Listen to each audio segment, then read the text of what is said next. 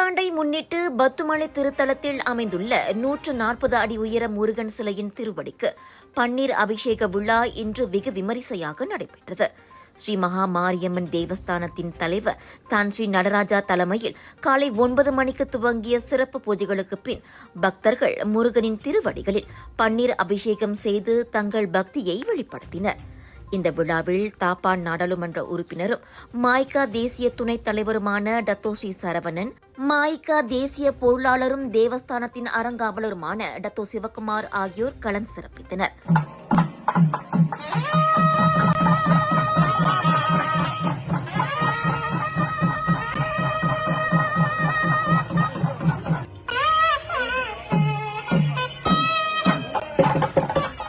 வருடாந்திர விழாவாக 9வது ஆண்டாக வெகு விமரிசையாக நடைபெற்ற இவ்விழாவில் பக்தர்கள் நீண்ட வரிசையில் பொறுமையாக நின்று வருடத்தின் முதல் நாளில் சரவண பவனின் அருளை பெற்றனர்.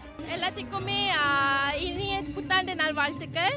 ஸோ இன்னைக்கு புத்தாண்டு அன்று முருகப்பெருமானை பார்க்க வந்தது ரொம்ப மகிழ்ச்சி. நாங்கள் எல்லாரும் ஃபேமிலியோடு வந்திருக்கோம்.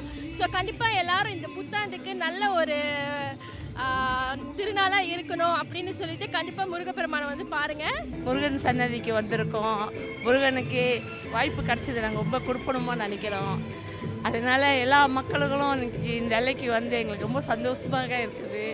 முருகனோட ஆசீர்வாதம் எல்லாருக்கும் படணும். கோயிலுக்கு புத்தாண்டுக்கு வந்ததுக்கு ரொம்ப மகிழ்ச்சியாக இருக்குது. இந்த வருஷம் எங்கள் குடும்பத்தோட எல்லாருமே வந்திருக்கோம். இன்னும் நாங்கள் ரொம்ப சந்தோஷமாக இருக்கோம். ரொம்ப சந்தோஷமாக இருக்குது. எல்லாத்துக்கும் புத்தாண்டு வருது. இனிய புத்தாண்டு நல்வாழ்த்துக்கள். எல்லாத்துக்குமே இனிய புத்தாண்டு வாழ்த்துக்கள்.